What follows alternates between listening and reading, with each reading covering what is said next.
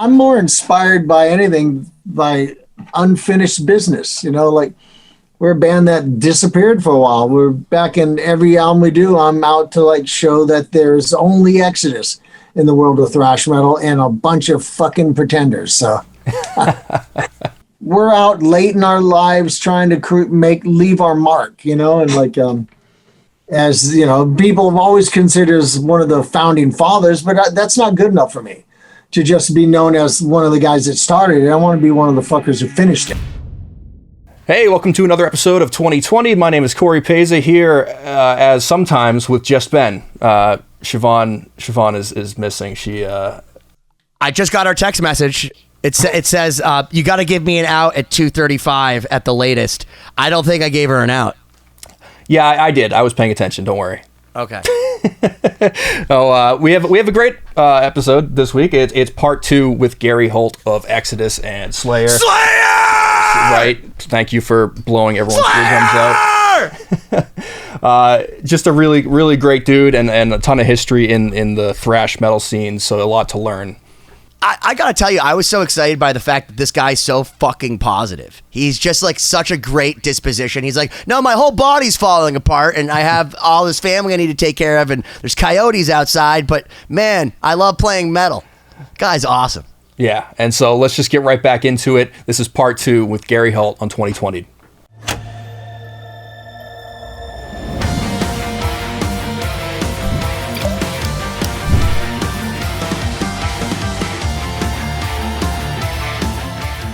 Ladies and gentlemen, I'm Siobhán Cronin, back for another episode of 2020, here as always with my cohorts and my co-hosts, my friends, my bandmates, Benny Goodman and Cory Peza. And we are so excited to return for part 2 with the legendary Gary Holt of Exodus, Slayer, a philosopher, super positive guy. And I've been so grateful to get to know you just in part 1. So if you haven't gone back, please go back and listen, watch part 1. And we are back for part 2 to dive into even more depth with the amazing Gary Holt. So thanks for joining us once again.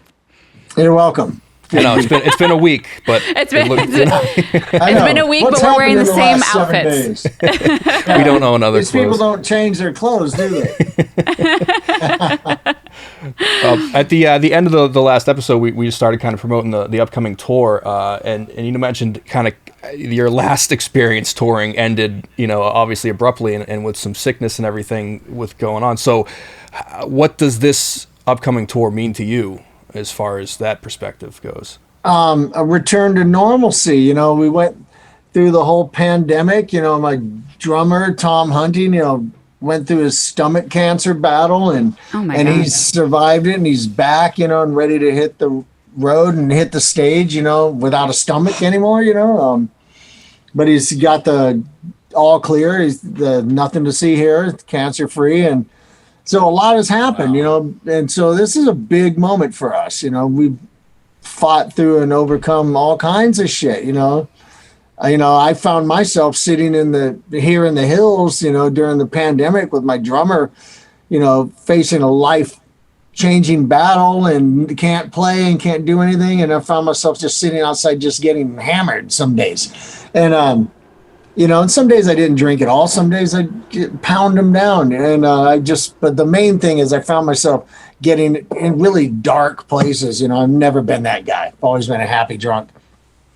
So I quit drinking. We're about to go out on tour. We're about to do what we love doing. It's kind of weird, though. I've spent 2 years at home being around my grandchildren and stuff. And so, it's going to be a slight little bit of pulling me out of the house at the same time, too, kind of gotten used to like not being away, but I'm bringing on. I can't wait. That's great. Well, speaking of being at home, what are some other things that you've done or, projects that you've taken on in the time being home from touring and being away from all of that travel? Where I live, it's a constant project because, it's like you're in the woods, the work never ends here, I was here 6 months when a massive oak tree fell on my deck in part of the house. I was sitting there ready to watch a basketball game and heard this sounded like thunder and then this whoosh, and I looked and house shook, and there's a giant tree on my deck that's not supposed to be there. So, you deal with shit like that. And then we cut down some more, and you're constantly having to clear, the land, for fire hazards and shit like that, But it's awesome. The peace and quiet here. Yeah, absolutely. Wonderful. It's beautiful here. It's like just oak trees and hawks and shit and deer, and pretty rad.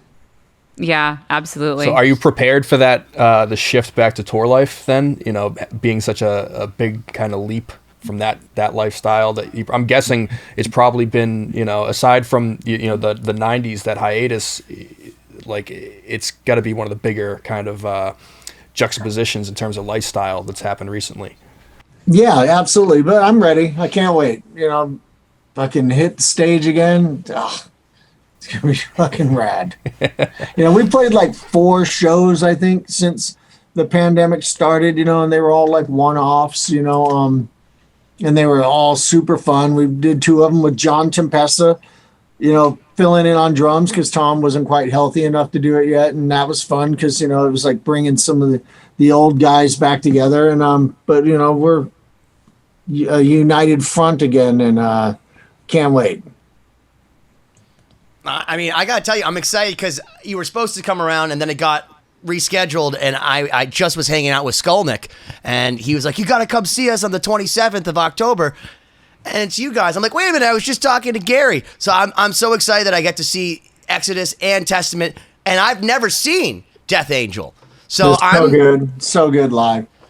I mean, I've been listening to them since I was 11. So there's that, but I guess I just missed it because I'm 39. So it's like Nirvana, like all the bands that I loved were like pretty much pushed out. So I was like, and now of course I love Nirvana at 39. But like at the time I was like, but what happened to my metal?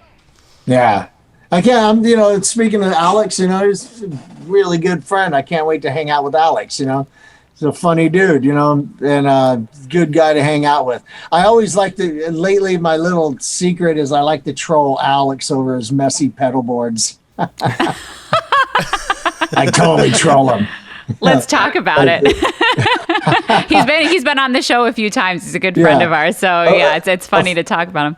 A photographer friend of mine, Tava Martinez, one of my wife's best friends, also posted a photo of Alex at, I think it was one of the Stu Ham kind of things or something he did, and his pedal board was just a disaster of spaghetti cables all over the place. And I was like, man, you need me to build you a pedal board, Alex. Oh my gosh, you and my husband have a lot in common. I'm definitely the Alex in the relationship. I've got cables everywhere, and my husband is a guitar player. I get out on my workbench and I build pedal boards, and I'm not even sitting there custom making my cables, but mine are neat and tucked away and controlled and with isolated inputs and outputs on the side of the pedal board. Oh man, it's the jazz influence. That's what it's doing. Dude, I gotta tell you, I have an entire room of amps, and Cory brought a Kemper over to my house a few years ago. And I had like a 5150, I had like a Mesa cab, a Bogner cab, like 4 different microphones. And no matter what, I got nowhere close to Michael Britt's just directly plugged in keyboard sound of the Kemper. And I was like, okay, I give up. So I have VHTs and Splons and JCM 800s and all kinds of stuff over there. But like, I used to plug in a tuner. And I'd be like, is this making noise? What's making noise? And like the light in 3 rooms over, and then you'd get a Furman rack, and they'd be like, oh, it's power conditioned. And then your friend would turn on the light again, and it was a lie. So all that isolated, buffered, like, no, I don't believe any of it, Gary.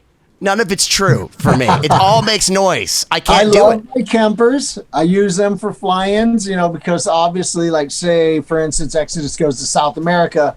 Sometimes the amps are not going to be what you want, but I've recently gone back to real amps, and no, there's no comparison. The Kemper is amazing, but where the real amp shines over any profiling amp is solos, guitar leads. There's a transparency. But you have a guitar tech, right?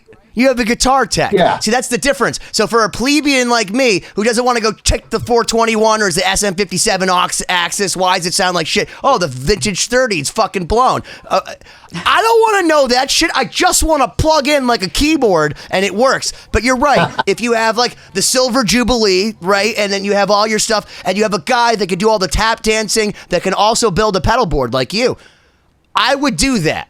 But other than that, give me a Kemper. No, the Kemper rules. But see, when I use a Kemper, I run it into an amp. I don't use the direct out.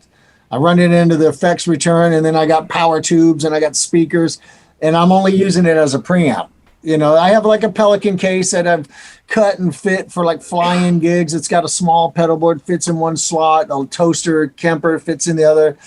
Everything fits in it. And I take an Enki case with 2 guitars and my entire gig is in 2 cases. It's rad. You know, it's totally awesome. And it sounds crushing. It sounds killer. That's the best. Yeah.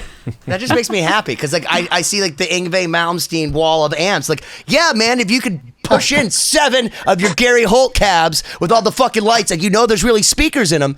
God bless your fucking tech. Me, give me a 1 5-inch speaker cab that's not even plugged in and just go directly in the board. I'm done. Yeah. Don't even put me through the monitors. I need speakers. I need to be able to feedback, man. I need, I need that shit. Yeah. But I love the Kempers. You know, I have like 3 of them. You know, and I use them all over the place. You know, just here at home, I have my perfectly like a work of art. The wiring in it. Anders Aho is a longtime friend of mine, and he was Kerry King's tech for several years. He built it, and the cabling on it. It's just amazing. It's perfect, and everything switches with the Voodoo Labs GCX and ground control, and it's at the heads. But that's my U.S. rack. You know, I'm not shipping it anywhere. You know, this is Exodus. We don't have that kind of money. Well, do you think you can learn a lot from a guitar player's rack? So, like, if I go look at Alex Skolnick, I mean, I know the guy now. Like, I feel like I could learn something from how messy his spaghetti cables are, but maybe he has really great, Japanese boss era stuff. Like, you're like, oh, okay, he's got the heavy metal, but the David Gilmour one, okay, but it's plugged in with like this crappy Hosa cable. What the hell? From 1987. I buy shitty cables all the time. I don't believe in expensive cables. I think it's a lie. I mean, I don't buy the cheapest junk because, the solders are bad and stuff. But, I buy cheap cable. I buy average cost cables, I'm not going to spend $100 on a 20-foot cable. Hell no. I'm going to spend $25 on Amazon and find that cable, I need some cables, But, you want to learn shit from Alex, just watch his hands, It's fucking, watch the play. Watch the, I challenged him, though. The pedal board, not the player. I brought Bumblefoot down when we were hanging out. So it was funny because, Alex... He was pulling out all this jazz modulation shit, but Bumblefoot's like the grandmaster Miyagi, and even then he's like, but it's this change and this change, and I was like, oh, you're right, because he knows. But Bumblefoot's like this oracle of knowledge, so it was fun because it's like watching the chess master and the machine. With the demeanors are so different too, Gandalf which is funny. Of guitar.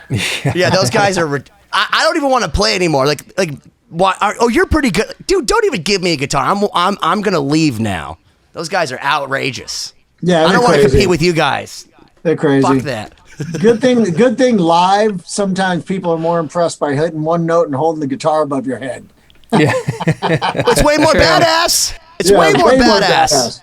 Way more badass to hit a high whammy bar note and hold your guitar over your head by the whammy bar for like 60 seconds. Well, what was it, Miles Davis that said it's like, 10% the note you play and like 90% like the attitude of the motherfucker playing it? Yeah, it's like pretty much completely. Yeah, except for like I bastardized it. I'm sorry, but that's pretty much. I agree because when you have all this modern, again, video game style music, like I don't mean to call it out, but like I listen to something like Dragon Force, and God bless Herman Lee, he's a nice guy from everything I've seen and all, but I can't listen to it. I can't understand with all this modern stuff that just because you can play faster, I feel like Jeff Goldblum in Jurassic Park. Just because you can doesn't mean that you should.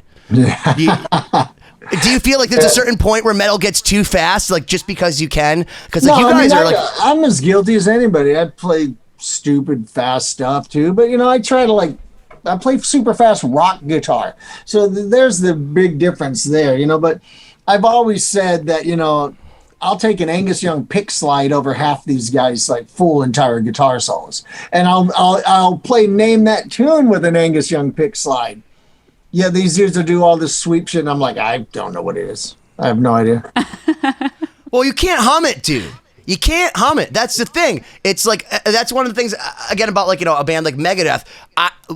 That was the first band that I went and saw that was a metal band where the crowd was actually singing back the riffs. You're listening, da da da da da da da da. I'm like, okay. And that for me, as like my producer mind was like, okay, if Beavis and Butthead can go da da da da, maybe it's catchy. And maybe there's something to that. Versus just like Rusty cooling it. And I love Rusty, but like, man, I can only handle so much of that before my brain explodes. Yeah, I mean, I'm an old get off my lawn guy, you know. Just I listen. People say, "What guitar players you listen to?" Like, you know, Angus Young, Richie Blackmore, Michael Schenker, Rory Gallagher. You know, Les What is it Dudek, about their playing you know? that draws you to them? Just out of curiosity, is it something about tone or composition or virtuosity? Songs within songs. You know, their solos were songs within a song. And like Michael Schenker, for instance, I mean, obviously he's like, to me, depending on my mood, he's either the number one guitar player on earth or number two. You listen to how funky that man was. He's a German guy who was as funky as Bootsy Collins on some of his riffs, you know, like crazy. Eddie Van Halen was funky as hell too. He stares down at me every time I make a decision. There I you go. What would Schenker stay? And he goes, Rudolph doesn't know better. I play a V. And that's it. That's the story. Michael's the real like, V player. You know, you got these guys who can play, you know, some miraculous stunt guitar, but, you know, can they ever craft a song in a song like Brian May can? You know, those are just legendary solos, you know, because they're musical. They add to the song, and you know, I mean, I'm guilty too. Sometimes I just run out of ideas, play this one pentatonic lick as fast as I can, and grab the whammy bar, you know. But I'm trying. It serves its purpose, though. Like, I like that stuff too. You know, like Zakk Wylde's one of my heroes. You know, and there's nobody as fast as him. Nobody is fast in anyway. But it's so sick. That guy's got the craziest endurance. I tell this story because I went and saw him with nuts. Generation X, and he like literally walks off the stage like in the middle of NIB, and he's going for 10 minutes. I had to go take a piss. He Cliff notes of this, please, Ben.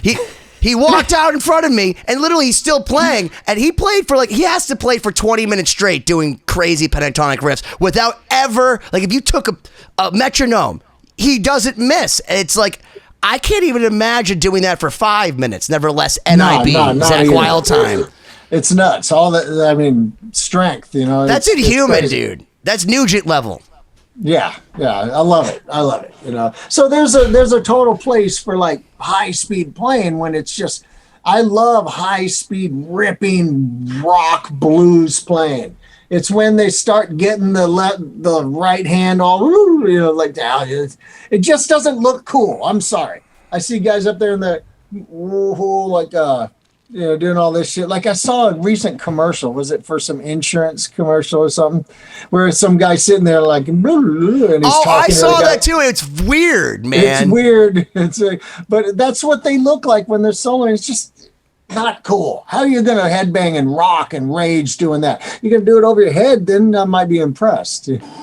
So how it seems like the show is important to you too, on top of playing. Like to what degree is that like an essential element of the experience of watching a guitar player, like the actual showmanship of it? It's everything. You're supposed to be a showman.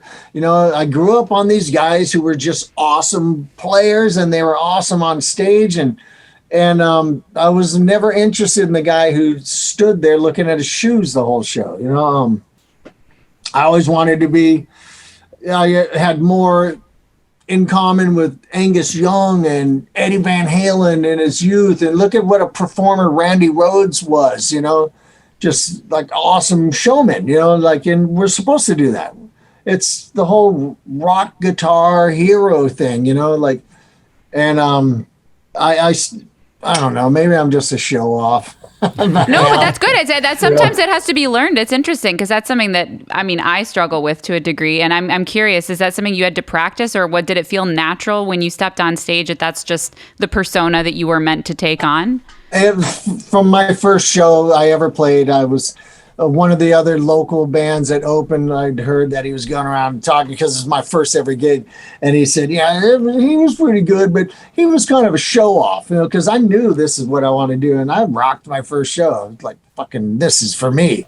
And it's just what we do, Yeah. I'm trying to put on a show. Yeah, but that's something we didn't really touch on in the last episode either. Is that, how did you know that that's what you wanted to do? You picked up guitar, kind of late teens, right? At what point did you decide this is what I want my life to be? Because that's a pretty big leap. Some people say, oh, I'm grow up and I want to be this or that. But being a musician is like a pretty, how did you decide that? How did you know that was going to be your future?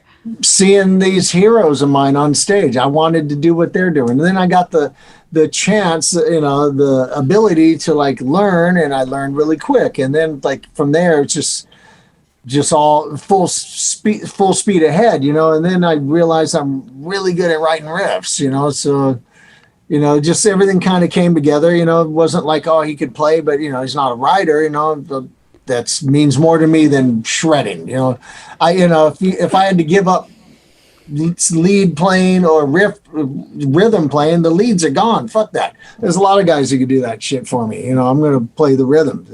That's what matters. That's the one thing that always gets me mad is when I see guitarists who have never put any effort into learning to be a good rhythm player, and they're shredding, and then the rhythms suck. And dude, you're playing, your solo is 10, 15 seconds and the song is 6.5 minutes. You concentrate on the rest of it, bro. Yeah.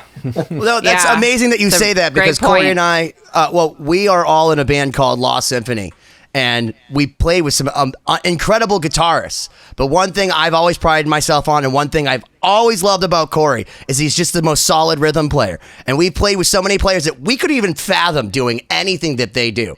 But we're like, did not do the chugga chugga right? He's like, nah. So there's been plenty of times we've come in and we've done cleanup for the most insane guitarists that on the planet, and we're just like, oh. And I feel like there's a lot of players, a lot of really incredible lead players that don't have the Hetfield thing going on. And one thing I've always admired about your playing is that you guys just have relentless rhythm. And I say to anybody who's ever taken a lesson from me, all three people, that if you don't have rhythm, you got nothing. And for me, you got nothing. You got nothing. But there are a lot of guitar players now who are shredding, and then when the riff comes, and I see guys, I follow some of them, that they can really play a rhythm now. But it requires way more work. It's like, I compare it to being a basketball player because I'm a huge basketball junkie. There's a lot of guys in the history of the NBA who were scoring machines, and they could not defend to save their lives because defense in basketball requires far more effort than offense, way more. Yeah, you don't know where the guy's going with the ball, and it's just a lot harder. And there's some guys out there who could give you, average 25 points a game for an entire season, but they're just a sieve when it comes to defense because they don't want to put in the work. It's a lot harder to nail down 6, 7, 8 minutes of brutal riffing than it is to just coast through it. And then here comes my solo, and I'm badass. And now sound man's pulling me out of the mix entirely because my rhythm playing sucks, Yeah.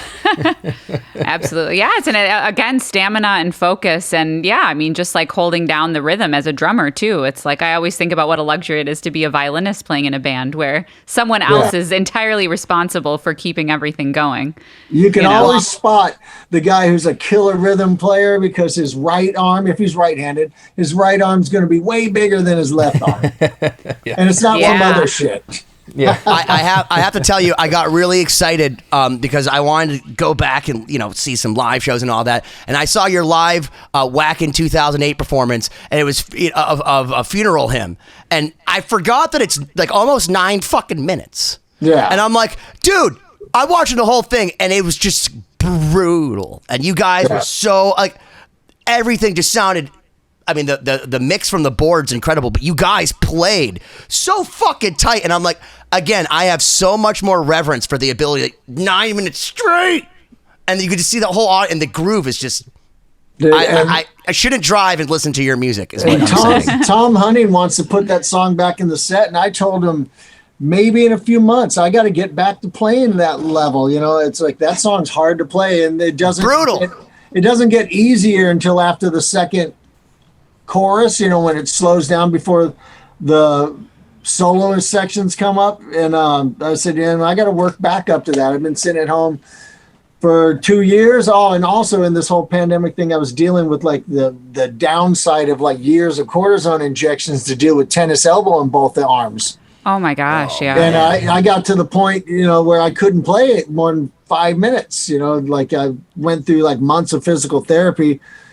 I've had more cortisone injections than I can remember, and now those are gone. I can't have them anymore. I shredded and tore all my tendons and ligaments in my elbows. Wow. So let's talk about that. That's interesting. So what are some of the things that, because you're clearly into preventive health in a lot of ways too. We were talking about diet in the first half. What are some of the things that you're doing now to really in a healthy way build up your strength or get ready for that? Because that is, I mean, it's fast, it's a lot of movement, and it's a lot of repetitive motion. You can really injure yourself. Well, it started with one arm, then the other joined in back when I was out with Slayer. And, we had to keep working. So, the first time I went and got a cortisone injection, I was like, all right, that's awesome. It lasted like 6 months. And then you just, all right, I got a tour. Give me another one. Give me another. And then the other arm. And like, so I'm getting, and what they do is it's just a Band-Aid. It just masks the problem beneath it, and I got MRIs last year, and like the left was like a near complete tendon tear and complete ligament tear, and the right was fucked up. But just all this physical therapy, like 2-pound barbells sitting there, like doing these little like curls and stretches and stuff. And now I do a show with no problems. Now I still every now and then I'll do something and I feel a little twinge, but I'm pretty much healed. But there's certain aspects of my own guitar playing that are a little bit tougher for me now, like down picking. I on the last album Tracking, when we recorded The Beatings Will Continue, I was doing well with my last round of injections, and I blew the arm out badly tracking that one. Like, by the time the album was done, I'm glad it was done, because it was starting to be a problem, and then it got worse and worse. But, so I'm still working my way back to playing some of my own songs. It is what it is. Sure. Yeah. Well, that's the reality of just wear and tear. It's a lot on the body for sure. Dude, that's weird, because I feel like that echoes my whole. I just had an MRI not long ago, and I've been in a pool for 6 months doing this because I have degenerative disc disease apparently, and like a bulge disc, and I was getting pain. I would think that only like Keith Richards would be getting at like 70 something. At 39, my hands were getting sleepy and stuff. Man, it just tells you how much, again, endurance you have to be in a band and to go like this for fucking decades, right? I'm surprised my neck is in one piece. My back, I have a back injury in my L5 disc space going back to my skateboarding days, and I've had 3 epidurals during my time in Slayer. I know pregnant women who haven't had 3 epidurals. Oh my God. Like, oh my gobbling God. handfuls of ibuprofen. I've been better now for the last few years. But a lot of Slayer, I was in agony, and days off, I never left my room because I didn't want to walk. Walking sucked, horrible sciatica and all that, and then I go and get a epidural. It's the most painful thing in the world. First one, 6 months. I felt like a new man. Second one, 4 months, felt good. Third one, 2 months. And so they started working worse and worse. But it's like being electrocuted, the pain when they hit that nerve, So I gave up on that. I traveled with an inversion table through almost all of Slayer, hanging upside down backstage to try to decompress that disc a little bit. But, I always say I'm like a car with a new engine. The engine works great. The suspension is shot. Have you ever seen a doctor of osteopathy? Struts are completely fucked up. Have you ever seen a doctor of osteopathy? Yeah. That was the best thing for me. My mom, this is how you know you're old. My mom for Christmas / Hanukkah got me, she's like, I have a DO for you. What's that, Mom? Is it a Gibson? She's like, no, it's technically a doctor. And like this guy went and like touched my head and it made me feel better. Yeah. I didn't know that was a thing. But she's like, I'll pay for the first 5 Sounds visits. like And that was my gift. That's how you know you're old. It's like when your mom buys you a doctor. Nice. Real my quick, knees are shot. before we move on too far, I suffer from bone spurs in my heel that cause a couple of years. They'll cause micro tears in my Achilles tendon. Fucking horrible shit. My knees are bad. I've had the elbow problems. My neck is good though, and that's the important thing because I bang my head like I hate it. So yeah, right. Like I hate my head. Like it's my worst enemy. Like fuck that thing. But well, hopefully it stays attached. Good. My heart and lungs and shit's good. So, I mean, I just got a couple of things cut off my nose yesterday. So I saw that on your Instagram. Are you okay? Is everything? They shaved it off. I'm fine. Biopsy. Hopefully, it comes back clean. So real quick, we gotta let Siobhán go. She's got cooler things to do than hang with us right at the moment. I bet.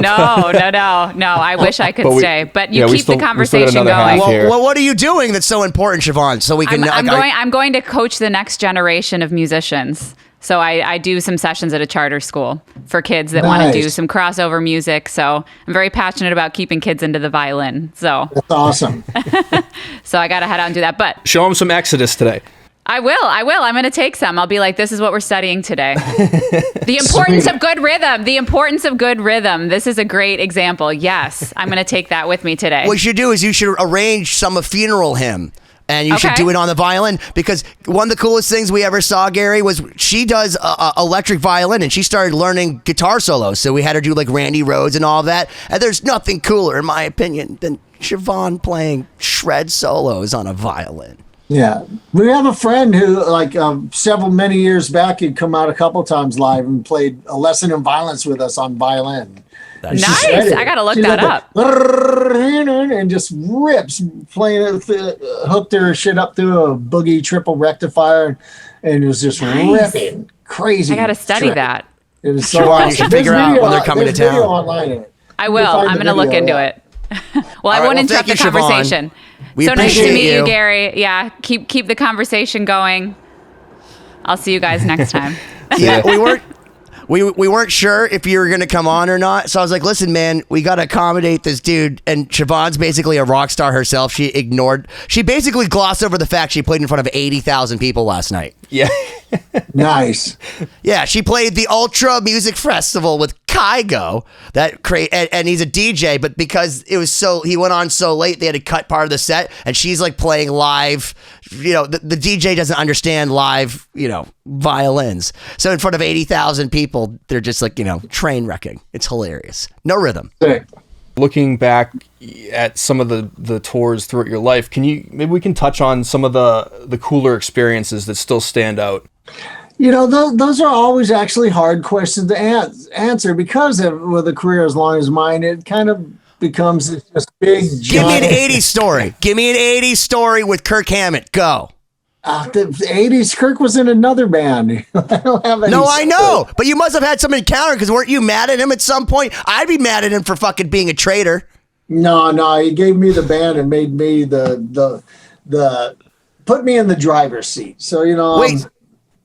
Was that like The Godfather? So did he dawn you? Is it like, okay, now I'm going off to Metallica, so you must take over, and the choice is yours? Yeah, it's my baby now and our baby, the band's, but it put me in control to craft the band in the image I wanted, which was ultra violent and aggressive, So what was that initial experience like, having that kind of control, and taking it in the direction that you saw? Well, Bailoff and I made this shit heavy as fuck. So. And the rest is history. Bonded by Blood happened as a result. Okay, so let me ask you this: when did you see that metal wasn't as strong as it once was. Like, I mean, obviously we talk about like like a lot of bands talk about Nirvana and the whole Seattle grunge movement. But when for you did it like actually affect you where you're like, man, maybe I need to go look at being an RV guy? The whole Capitol Records thing, we were courted by the label for years. But by the time we finally signed to the label and did an album, everybody that was involved in signing the band were gone. We went from like being very important to a lot of people at Capitol Records to like no one even knowing us, like who are these guys?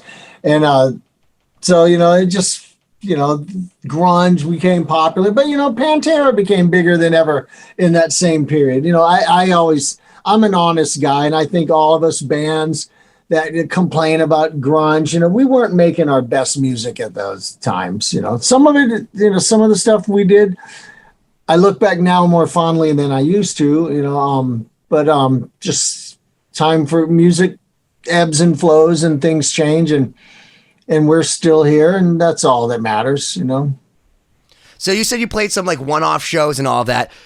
You guys obviously still matter to people. What's that feel like now, playing some of these songs decades later and people are still like mouthing the words and you can see that they know every riff in your hand? It's awesome, especially when our audience is really gotten young, over the last, 20 years, it's not unusual to like look out and the whole front row looks like they're 18 years old. I've had like 16-year-old kids come up to me and go, "So is it true Bailoff used to smash up houses?" I never thought some 16-year-old would want to hear stories about Bailoff destroying houses at parties, but there's a whole nother generation keeping it alive because there aren't enough 50-something-year-old fans out there to do it. Most of our fans aren't my age, they're younger, The older Exodus fans predominantly are probably in their 30s. So it's fucking awesome. The reason I'm still here. We talk a lot about how bands are basically, they're just businesses at a certain point, at a certain level. So having a business that has lasted this long is impressive. Can you talk about maybe some interesting or difficult times from that side of the music industry? Yeah, absolutely. Going back to the Capitol Records thing, we did Impact is Imminent, which is probably one of the heaviest major label albums ever put out. And it sold enough records now to have people doing backflips, but at that time they didn't. And so on Force of Habit, we really worked with the record label and built relationships and involved them and played the whole album for a bunch of people in a boardroom, and they stood and gave it a standing ovation, and they still didn't do shit with it. They cut all our marketing, they cut our tour support. We had to give up. We were offered the Judas Priest tour in Europe, and we had to turn it down because they said, "No, we're not going to give you the tour support to do it."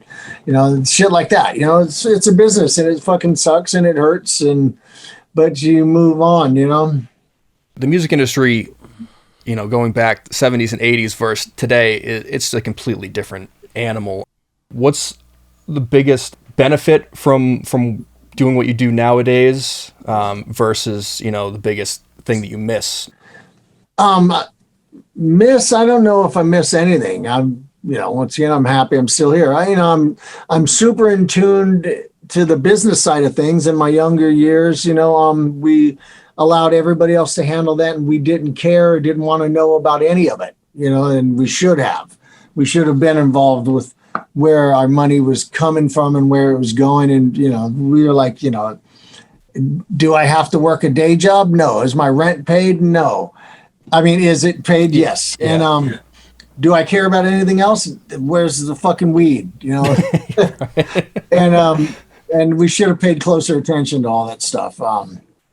Now, I'm involved in all of it. So, it's a business, and, sure, I'd love to like not have to be involved in everything. I'd love to just be able to like be lackadaisical about it all, but I can't, Well, so that's very important because it seems like, everything from the spirit of Bailoff to your entire band, to the production, to now it sounds like all the business ramifications. Like, you are the guy behind this band. So when you write an album, first off, now you're living in a quiet place. You're talking about the animals outside and all of that. Is that conducive to now being this giant company of things other than just being the guitarist that writes riffs for Exodus? I mean, I wouldn't call us a giant company. We're still a small band, you know, little band. I mean that you're the giant company, Gary Holt.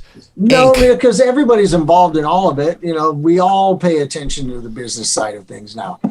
But, you know, it's peaceful, quiet, and super conducive, I think, you know. So, like, are you walking around at 5 o'clock in the morning listening to, like, you know, mixes or whatever? Because I feel like I'm going around my neighborhood. No, never. No, never. No, you ain't walking around here at 5 a.m. It's dark. You'll fucking fall down the hill. Fair enough. Well, that's good. That's good to know. Now, let me ask you this. What's inspiring you now? Because, I mean, I love that you guys, this is what I want to hear when I hear the name Exodus. Like, I want to hear persona non grata. Like, I want to hear that. Like, literally, it makes me happy. But, like, what's inspiring you now musically? Because you said you've been always pushing the music stuff. Obviously, you have all the guys in the past, the Shankers and Richie Blackmore. Are there new people out there that you're like, holy shit, that guy's onto something, or that girl's onto something? Yeah, there's all kinds of guitar players out there that are killer. There's all kinds of or bands. even artists. Yeah, you know, but like most of the bands I'd name, well, they're not new. You know, like, you know, Arch Enemy. You know, Micah Mott's one of my top 10 guitar heroes and close personal friend, and he inspires me every time I hear that fucking beautiful vibrato of his.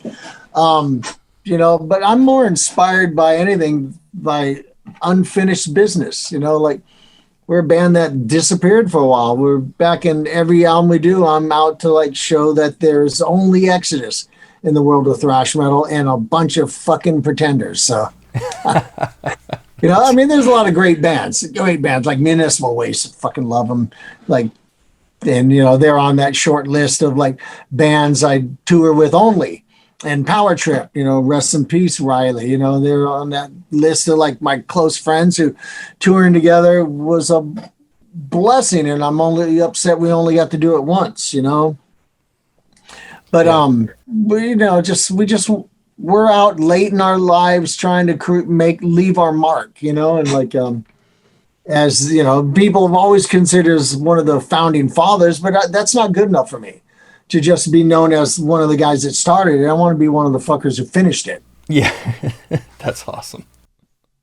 When you're writing now, what's your standard process? Are you like a voice memo guy, or do you demo anything? You know, when you voice memos, I got thousands of them. I write riffs like fucking some people breathe. You know, like writing riffs is not difficult for me. I've got, you know, I get really OCD about riff writing too, and I'll like come up with something new and that's got my attention now. And Tom Hunting on the last album would have to make me go back and like, come on, let's listen to some of the other stuff you've jotted down on your voice memos over the last couple of years. And I'd find like truly great stuff. Sometimes they're like 5 seconds long. It's a segue of a riff, and I'll label it like brutal, heavy segue, you know. And I'll listen to the shit, and Tom will go, wait, play that again. That's killer. And I'm like, all right, you're right. It's awesome. It's killer, you know, but I get caught up in the latest riff and I forget about the earlier. I mean, when we did War is My Shepherd on Tempo of the Damned in 2003, I wrote the opening riff, the verse, chorus, sub-chorus, and chorus in 1987 and never used it. Really? I just doubled the tempo. It was halftime before, and I just double timed it. You know, I still have the old cassette of me recording it in a boombox in '87, and like, how did I not ever use that? Well, let me ask you this, classic. Now the album's like 14 years old, so this is even new. But I remember when Van Halen came out with, you know, the album in 2008, like A Different Type of Truth. People got mad that like Eddie had written some of the songs in the 80s or done some demos, and I was like, why wouldn't you take the 70s demos and make that a new song? Like, because we know, like with Prince, for example, that guy had like 1 million albums that it didn't even matter if he recorded something new. He could release things for the next 100 years. Like, what do you think about going back and finding stuff from the 80s and now it finally breathes life? Yeah, nothing wrong with that. People go, Van Halen were at their best in the 70s, and how dare they use some stuff from the 70s? Right. Why wouldn't you want them to? You can't win. Usually for me, going back means just going back like a year, a few months, while actually recording, I'm working on something new and I ignore the other shit. And then maybe on the next album, I'll dig back and like, all right, I remember that. That's really good, but I got sidetracked. So I'll use that now. But, I haven't backed up. I've got, let's see here. Let me look at my voice notes here. Voice memos. Oh, and they got crazy names too. Hold on. A lot of them don't even have names. New shit in G. Crunchy idea in F sharp. Ideas for Satan song. Yeah. Twangy revised. Way too long, twangy. New drop run through. Fucking new drop tune killer. New chunk monster. New grooving chunker. 7 minutes of madness. They're very descriptive. Drop tune funk. Creep in E. Did you have empathy for Kirk Hammett when you saw that he lost like all of his ability to write for the last Metallica record because he like lost his phone and it wasn't backed up? No, I had no empathy. Back up the phone, son. On that, look, I mean, if I lost all of those, it would mean nothing to me. I'll just write new ones. That's a good way to look at it. I mean, if I listen through that, what I'll do is I'll listen through and I'll email myself the stuff that's really promising. So I don't have to, because like it may say like chunky madness and then there's 10 more after it that are like segues or little ideas and shit like that. And I write riffs without a guitar all the time. So you're just singing into the phone? Is that? No, I'll write down the notes in my, in notes. I underestimated you. It was like when David Ellefson came to my studio and he was like, okay. And then he started like literally transcribing what we were doing. I'm like, wow, dude, like you know a lot. And he's like, oh yeah, I used to study Autumn Leaves and Carol Kay. I don't write it down in musical notation. I'll just I'll get an idea for a riff and and I'll write the notes down, Oh, I got you. Kind of like a primitive tab, No, that's cool though. In your vast collection of voice memos, are there songs that you write that you just find aren't necessarily appropriate for Exodus or are a little outside the bounds? Do you have any little hidden side projects that you stash away for other outlets, or are you strictly just kind of working around the criteria and format for that thrashy? I mean, I've talked about with people about doing a solo album at some point, and there's always Exodus riffs that were written. Like there are periods over the last 20 years where all of a sudden while I'm songwriting, I decide I'm going to start smoking weed again. And I'm talking about a little bit of weed because it doesn't take hardly anything to get me high. And then I listen back and I smoked a little bit too much yesterday. That's a straight stoner rock album I wrote. And they're like some super doomy shit. Just all of a sudden I'm grabbing the tuning peg and I'm tuned to like drop A. Like, whoa, slow down, dude. Holt, just getting too high now. So that happens. But, it's always up to this point in my life. It's always with the intention of Exodus, Yeah, I think you should look into that. I think that would be, it'd be a cool outlet to kind of try some stuff and see how people like it. Because I would love to hear the little bit too high riffs. A super heavy rock album, I love writing just rock riffs. Dude, I would love you to do, I think you should do an all Ted Nugent cover record. That's what I think you should do. That would be the way, I wouldn't want to call it that's like climbing Mount Everest. Everyone's climbed Mount Everest, but not everybody's made a Ted Nugent cover album that was successful. And you brought up some really good points because regardless of the fact that he's not the greatest person on the planet, he is arguably one of the greatest guys that ever picked up, certainly the Birdland from Gibson. And I got to tell you, I feel like that would be a really fun thing for you to do. Dude, Ted Nugent should be in the Rock and Roll Hall of Fame. I'll say that first and foremost. So should Judas Priest. He was, yes, absolutely. And so should Thin Lizzy, and so should Iron Maiden. Ted Nugent at one point was the biggest rock draw in the world. And, they'll never let him in because his views don't align with the Rock Hall and they don't align with me. Some stuff occasionally he makes some sense, we do agree on some stuff, but, he's trying to get clicks and all that. But yeah, I mean, he was a sold out arena every night, every city dude for a long time. And there's people in the Rock and Roll Hall of Fame who are just total one-hit wonders. And but that's good enough for them, But can I call them out? They never wanted to allow Kiss in. The guy was on record as saying Kiss will never get in.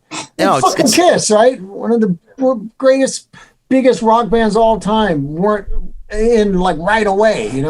Fuck. I'm going to call them out right now because I went and interviewed Carol Kay, who's, for the people that don't know, she's been on 10,000 recordings. She's done everything from Mission Impossible to MASH to she played guitar for the Righteous Brothers to Bing Crosby. Right? Yeah, Beach Boys. Yeah, the Beach Boys' Pet Sounds inspired Paul McCartney. So like she's been on so much stuff that Sting and Eric Clapton, and I think there's one other, I don't want to misquote, but I know those guys, and Paul McCartney all wrote to the Rock and Roll Hall of Fame and said, why is Carol Kay not in?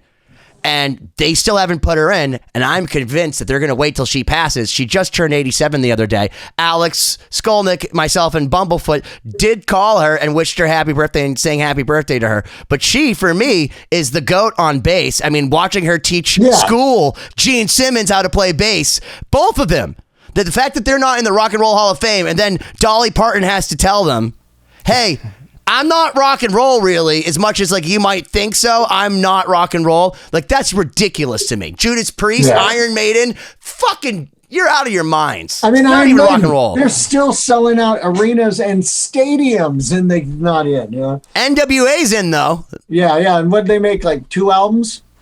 But they're a fucking rap band. I know, but they only made like 2 records, I think, an EP and a record. Their track.